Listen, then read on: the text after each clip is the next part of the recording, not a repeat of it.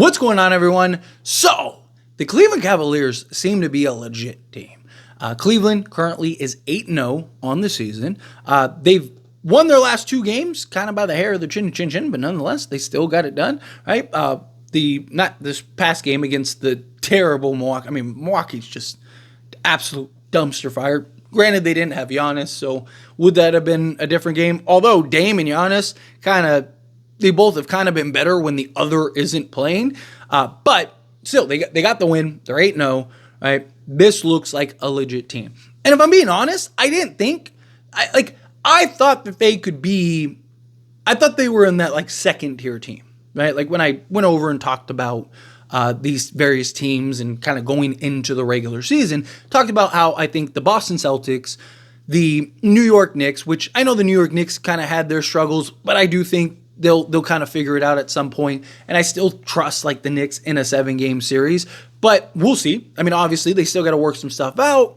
It's very possible that they just don't, or they just don't quite work the way that it's advertised on paper, and maybe they don't work out. But again, going into the offseason, I thought it would be Celtics and Knicks, maybe the Sixers, depending on one, if guys could be healthy, and two, how it kind of meshed together. So far, they've been terrible, right? But a lot of that, where you look at Milwaukee's issue is that they're just a bad team, right? The Sixers, they just don't have their two best players. What does it look like when they get their two best players? Can they kind of get back up there? But with Philly, it was a team that I needed to see.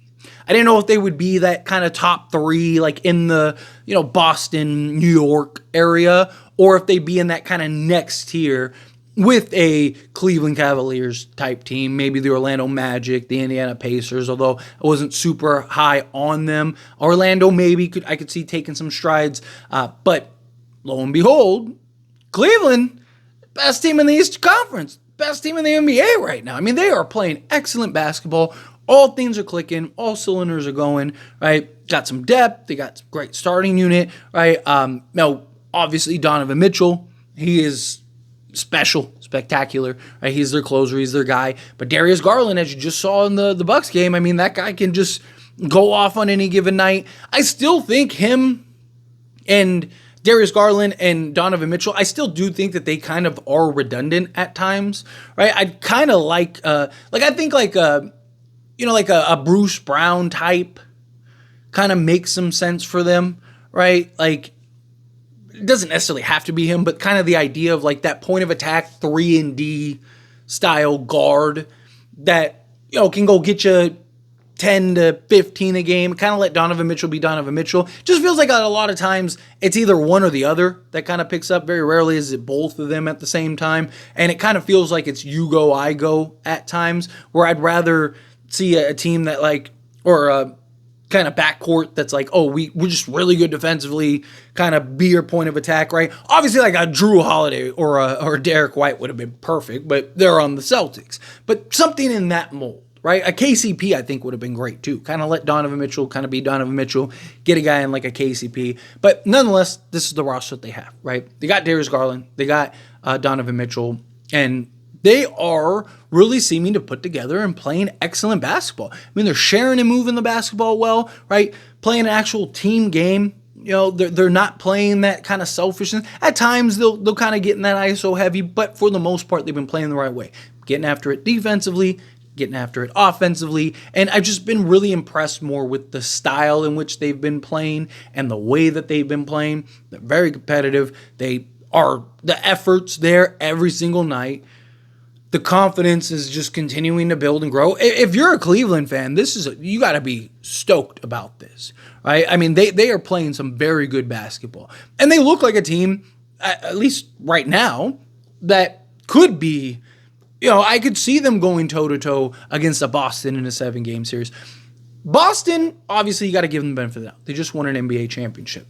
But last season and offseason, one of the things that I talked about with Boston is just on paper, they're ridiculous, right?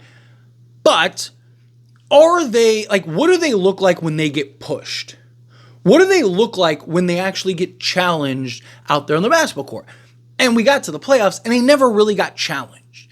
there was never a moment in any of those series, all the way through the finals, where it was kind of like, are they going to lose this series, right? Or, kind of put the pressure on and just see, do they fold like a house of cards or do they overcome that? Because that was their problem every year prior. Every year prior, it was like, you're running to Miami and Miami just pushes them and just, they start getting behind. And all of a sudden, even when they went to the finals against the Golden State Warriors, one of the reasons why I took Golden State to win the championship and beat Boston, even when Boston should have been up 3-1, I was like, they're going to fold, right? Warriors play their way over and over and over again, whether they're up 20 or down 20. And Boston loves to kind of get away from what works. And, who is their leader that steps up? Is it a Drew Holiday? Is it a Derek White? Right? That was the thing about Marcus Smart, where it was like, he was kind of the voice. He was the leader. He was the guy that kind of rallied the troops. He'd be a little sporadic at times. He'd be a little rough at times. But for the most part, he was their mentally tough guy. Where Boston seemed like a team that lacked mental toughness. And it was like, okay, well, what do they look like? As great as they look during the regular season, as great as this team is on paper, what do they look like when their mental toughness is now on the line?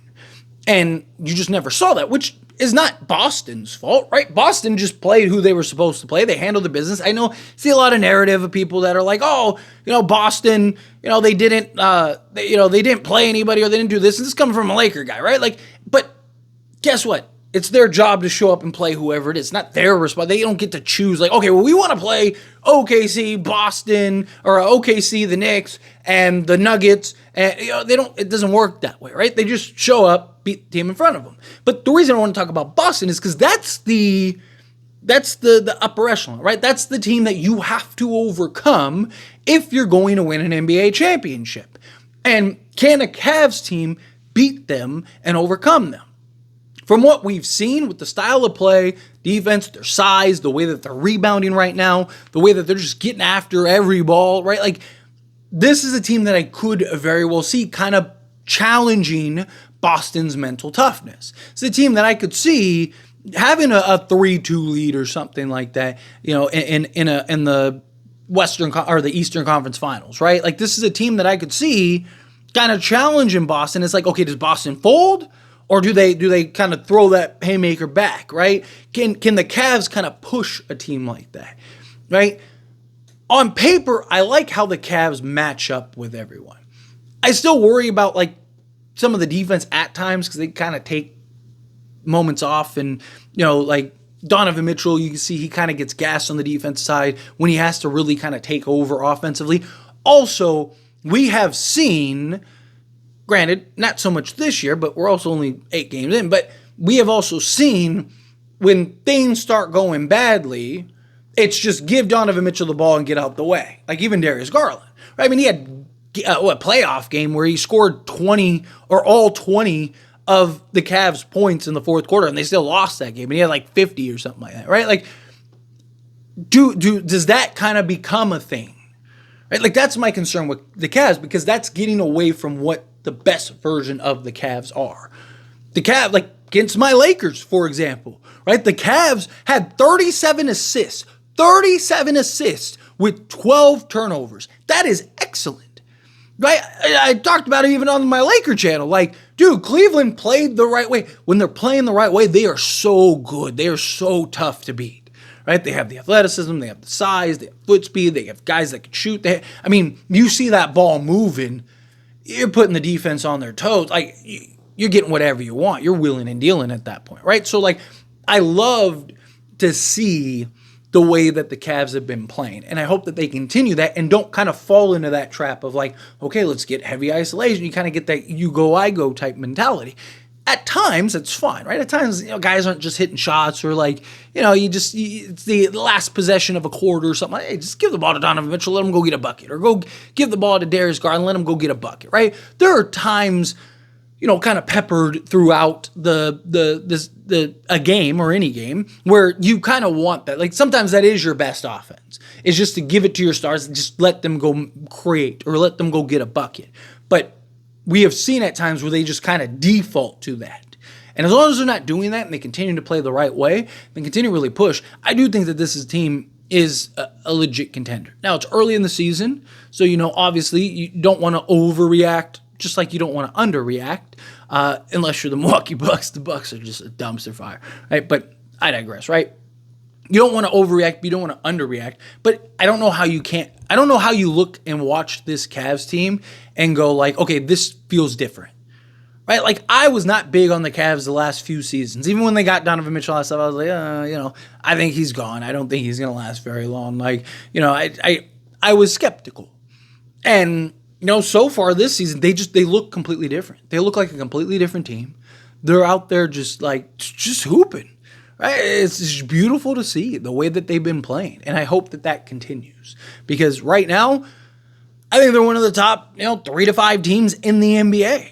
Right? The way that they're playing right now, this is a team that you could see hoisting the Larry O Brien trophy. This is a team that you could see bringing Cleveland their first championship since LeBron did it, right? Like, that would be very impressive. But anyway, as always, this is a discussion, and I pass the question to you. Let me know your thoughts and opinions down in the comments below. What do you think? How do you feel? What are your thoughts? Do you agree? Do you think Cavs are, they're definitely a contender, one of the top teams in the league? Do you think, we'll see, kind of take our time, evaluate them properly, but just needed to show them some love because they really are. They've been a very good basketball team. Obviously, there's some hurdles that they're going to have to get over, but the way that they're playing, I think that they can do it. But however you feel, whatever your thoughts are, let me know down in the comments below.